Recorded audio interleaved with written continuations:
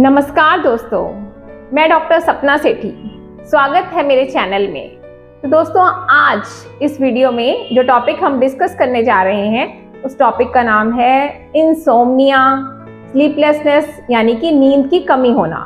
तो दोस्तों, आजकल कितना तनाव भरा जीवन है।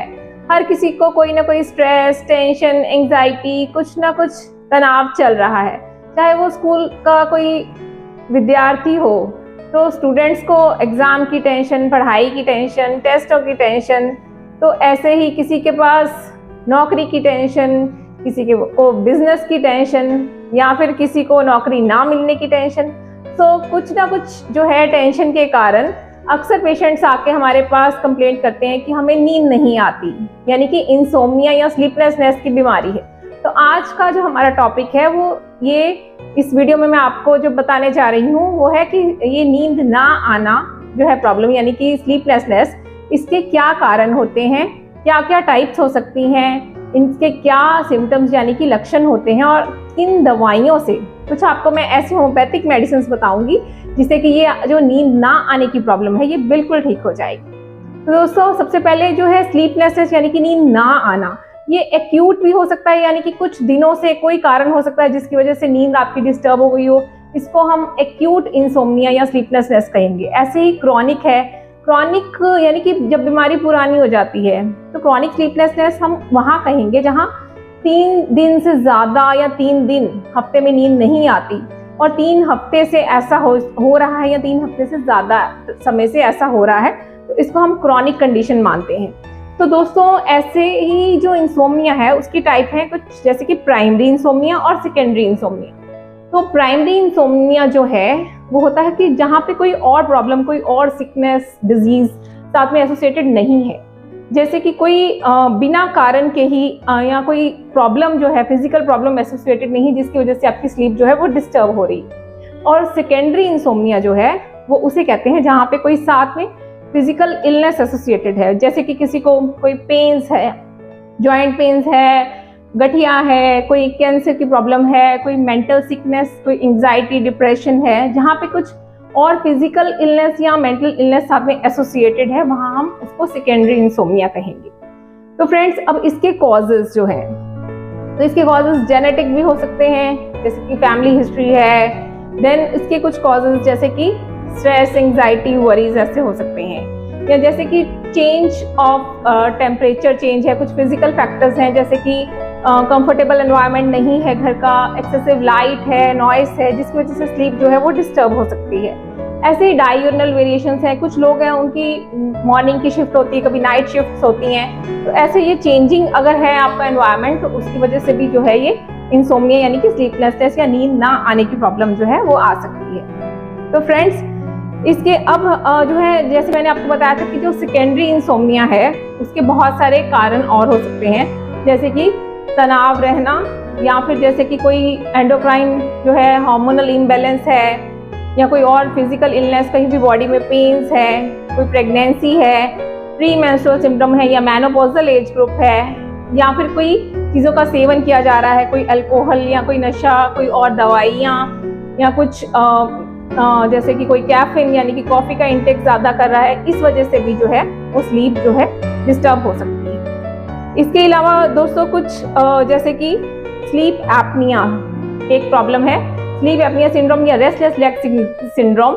ऐसी प्रॉब्लम्स की वजह से भी जो है स्लीप डिस्टर्ब हो सकती है। अब इसके सिम्टम्स यानी कि लक्षण क्या हैं दोस्तों, जैसे कि हम अगर देखें कि अगर किसी को रात को नींद प्रॉपर नहीं आ रही है तो उसका प्रभाव दिन में यानी कि मॉर्निंग उठ के पेशेंट को अनकंफर्टेबल, अनईजी, फ्रेश नहीं फील होगा।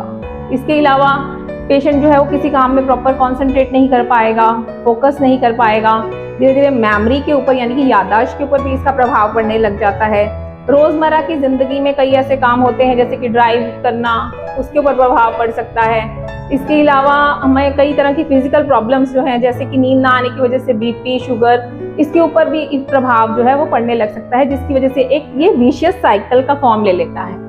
दोस्तों, इसके अलावा मूड के ऊपर यानी कि हमारे मन की स्थिति के ऊपर भी नींद ना आने की वजह से हमारे काम की क्षमता तो जो है उसके ऊपर प्रभाव पड़ता ही है, साथ में ही साथ हमारे चिड़चिड़ापन, गुस्सा, ऐसे जो है लक्षण भी हमारे अंदर दिखाई देते हैं। तो ये जो थे ये लक्षण थे इंसोम्निया यानी कि स्लीपलेसनेस के। तो अब हम कुछ ऐसे ट्रीटमेंट पार्ट में देखेंगे कि क्या क्या इसके संभव इलाज में हम क्या क्या कर सकते हैं। तो पहले तो जो है कि इसके लिए आपको गुड स्लीप हैबिट्स जो है वो अपनानी पड़ेंगी। तो गुड स्लीप हैबिट्स जैसे कि हम बचपन से सुनते आ रहे हैं, early to bed and early to rise makes a man healthy, wealthy and wise. यानी कि हमारा सोने का समय जो है वो बहुत ही सही, हमें टाइम पे, राइट टाइम पे सोना चाहिए और वो एक फिक्स टाइम होना चाहिए कि जैसे आज जो आप जिस टाइम पे सो रहे हो कल भी आपको सेम टाइम पे सोना है, और उठने का भी टाइम आपका फिक्स होना चाहिए। इसके अलावा दोस्तों फिजिकल एक्टिविटी, एक्सरसाइज, वॉक करना बहुत ही जरूरी है। मेडिटेशन, योगा के कुछ आसन जो हैं बहुत ही लाभदायक हैं इस प्रॉब्लम से मुक्ति पाने के लिए। इसके अलावा हमारी डाइट जो है वो बहुत ही अच्छी, न्यूट्रिशियस, हेल्दी डाइट लेनी होती है। और रात का खाना जो है, जिन लोगों को नींद नहीं आ रही उनको रात का खाना, डिनर जो है वो टाइमली, बहुत ही अर्ली कर लेना चाहिए। और स्पेशली रात का जो आपका डिनर है वो हैवी नहीं होना चाहिए, बहुत ही लाइट मील जो है वो रात को आपको सेवन करना है। तो इसके अलावा फ्रेंड्स जो कॉजेज हैं, जैसे कि कोई कैफीन, निकोटीन, अल्कोहल इंटेक ज़्यादा ले रहा है, उसका जो है सेवन भी कम करना चाहिए। और हम अच्छी हैबिट्स जैसे कि किताबें पढ़ना, बुक्स रीडिंग यूज़ कर सकते हैं। और रात को सोने से पहले मोबाइल, टीवी, ई बुक्स, ये सब चीज़ों का अवॉइड करना है। तो इससे हमारी नींद जो है बेहतर हो सकती है। अब मैं आपको कुछ ऐसी होम्योपैथिक मेडिसिन जो है वो बताने जा रही हूँ जो कि ये नींद ना आना यानी कि स्लीपलेसनेस की प्रॉब्लम को ठीक करने में बहुत ही ज़्यादा फायदेमंद है। इसमें सबसे पहली दवाई है दोस्तों, वो है, उसका नाम है कॉफिया क्रूटा। कॉफिया जो है, जी हाँ, ये कॉफ़ी जो हम लेते हैं ताकि नींद ना आए, ज़्यादातर लोग उसका सेवन करते हैं, या एक्सेसिव कॉफ़ी लेने से कई बार किसी को जो है ये इंसोम्निया की प्रॉब्लम आ जाती है।